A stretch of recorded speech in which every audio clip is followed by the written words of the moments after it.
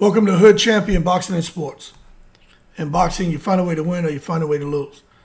Well, this whole thing with Kinahan, it's becoming more and more interesting because many observers feel the fact that Kinahan'S assassination attempt is being mulled over right now, amongst a lot of other things. They feel that that past weigh-in shooting, the assassination attempt, is going to drive deeper into Kinahan's boxing involvement, and some Fury fans seem to be concerned, other ones aren't. I will tell you, this whole thing about Kinahan, the investigation does not seem to be centered on him and Tyson Fury and boxing. I do think the boxing thing may be a very small part of discussions, but it's a part. Now, like a decade ago this Thursday, the now classified Hutch organized crime group assembled in Buckingham Village in Dublin's inner city in Ireland. They set off towards the Regency Hotel. Now, listen to the story. Their objective was to eliminate the cartel's leadership by assassinating its chief, Daniel Kinahan, but they were unsuccessful. Now, this just lets you know the kind of person that a lot of boxers were involved with, right?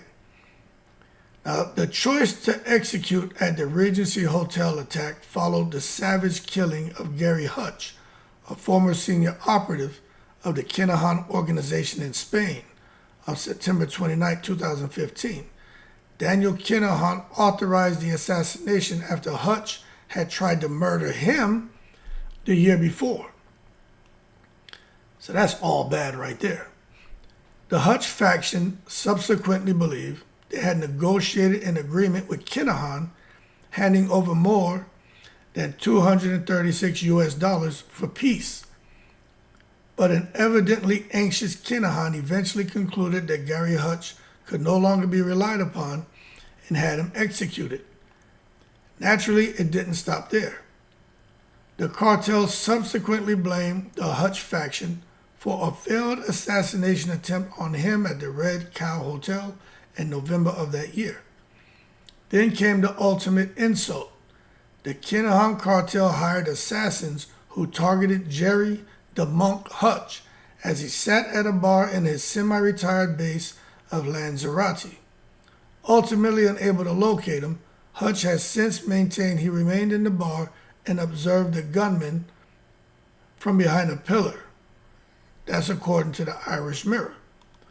Now, in the weeks afterward, a visibly shaken Hutch organization started planning the ultimate killing, having reached the conclusion that it was killed or be killed.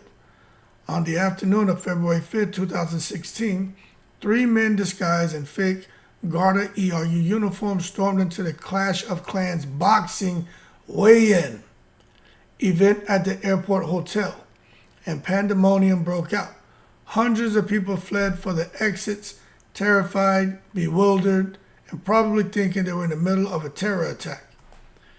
Two additional gunmen, one dressed in drag and the other, Kevin Murray, sporting a flat cap that would later become synonymous with his name, charged into the ballroom hunting for Kinahan. We now know that Kinahan only survived because his bodyguard threw a bottle at the gunman, providing him the time to get out a window and flee. Now, this all took place at a boxing weigh-in. And this is where boxing fans feel is going to open up the conversation about Kinahan's involvement in boxing. Why in the world was a guy like Kinahan at some kind of weigh-in? What is he doing there? And they feel like this is where layers are going to start to get peeled back, where they start to delve more into Kinahan's involvement with boxing as a whole. Now, I'm going to tell you, I do believe 100% they will probably, have some conversations. Who knows what's on those phone records that were encrypted and they were able to decode and access. Who knows what's on there? I don't know.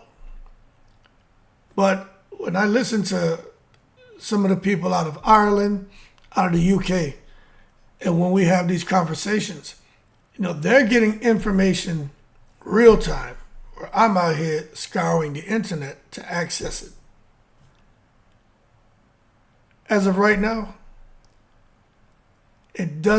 boxing doesn't seem to be the focus of the investigation.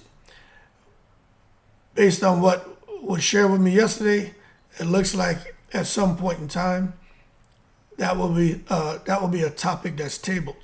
Now, how far they go with it, I don't know.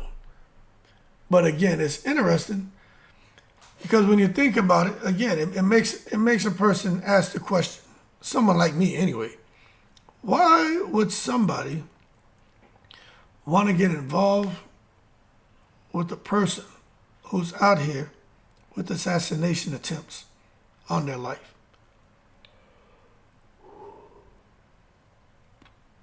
That's my question. I've been looking into this stuff for 3 years now, man. Maybe 3 years or so. And I just can't understand why. You know what I mean? And the more I learn about it, the more I'm looking at this and this brazen shooting that took place out there. I just don't get it. But anyway, man, let's see what else they decide they want to table and discuss. And let's see if they really start to get into the boxing, man. I just thought that was interesting where somebody was like, hey, look, this is the direction it's going. Now, some of these people who I'm talking to, some are just casuals on the internet who just like a good dialogue. But there are a couple of people who are like, hey, I can't tell you my position. When they start talking the secret squirrel talk, I kind of tune out. But there are some people who start talking secret squirrel talk, I tune in. Because some of the things they're saying. But all in all, the one thing that I took from all of this is that this may be the aperture that allows investigators to enter through to really open up that boxing conversation about Kinahan and his involvement and who was he involved with. And then from there, you don't know where the conversation can go. So anyway, more to come. It just every day becomes more and more interesting. Y'all keep cool. I'm in the breeze.